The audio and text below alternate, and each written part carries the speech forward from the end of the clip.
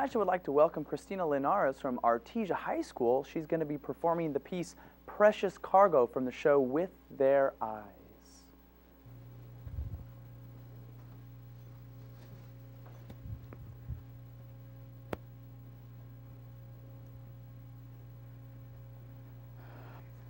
Well, I think in times like that, your instinct is to sort of try to cling on to what's normal. I felt a great desire to keep an atmosphere of calm. I felt a great responsibility to show them an example of someone who wasn't going to fall apart, because I felt that if, there's nothing scarier than, they're only 13 and 14 years old, and there's nothing scarier, I think, than being in a scary situation and then seeing that an adult who's supposed to be in charge is really scared. But on the other hand, I was terrified. I mean, deep down, I was terrified. And also at the time, I was 5 months pregnant, and I remember just being very conscious of that. And I remember telling my class, actually, I want you to know that we're perfectly safe. Believe me. I'm carrying very precious cargo. And if I thought we were in danger, I would leave. We would be leaving, and I said that even though I did feel. I think I did feel in danger because we had no idea what was going on. There were days when I thought that maybe I would take a leave of absence, and I ended up deciding that probably we're okay, and that I just sort of had to trust the way that I felt.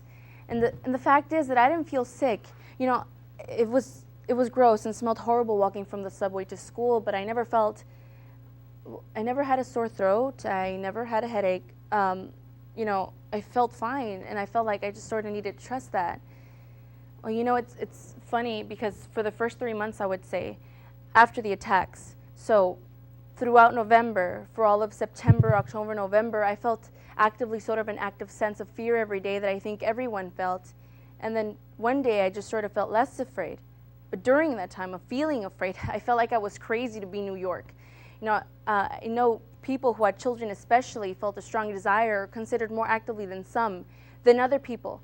People who don't have children considered more actively leaving New York. And I had lots of conversations with my friends about whether or not we would just completely change our lives and leave New York. So far, I don't know anyone who has done that, but do I plan to raise my child in New York? Yes.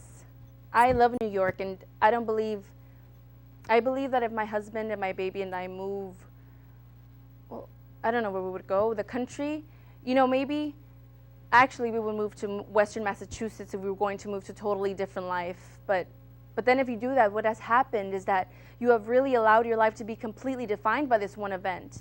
I would always know that when I was 31 years old, I had a baby, I moved to the country, I quit my job and left my whole life behind because of this terrorist attack.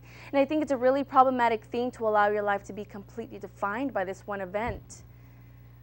Well, I do think people show each other, well, I've always found New York to be a really friendly place. I feel like there's this weird myth about New York being really unfriendly.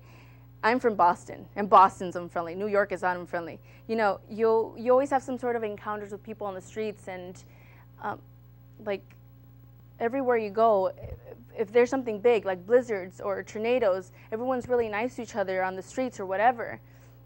And I've always felt that New York sort of always was in this constant state of disaster, so there was always this feeling like we were in something together. And in a way, New Yorkers are very well equipped to handle something like what happened in September 11th, because we're used to feeling like we're in this sort of state of crisis. It was just a much worse state of crisis than normal. I do think people show each other more kindness, and I felt like this year more people wished me a Happy New Year, for instance, than normal, like cab drivers and people in stores. And, I really believe in healing, and I believe that the city will be healed. I think you have to believe that. Thank you. Thank you so much. Thank you. Wow. So tell us a little bit about Precious Cargo, kind of its origin and where it came from. It's actually a selection from the play that you were talking about earlier.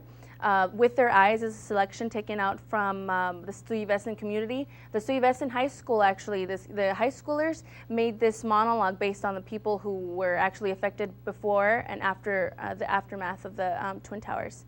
Wow. And so this production was put on by Artesia High School, and, Yes. and you were involved in that production, Yes, correct? I was.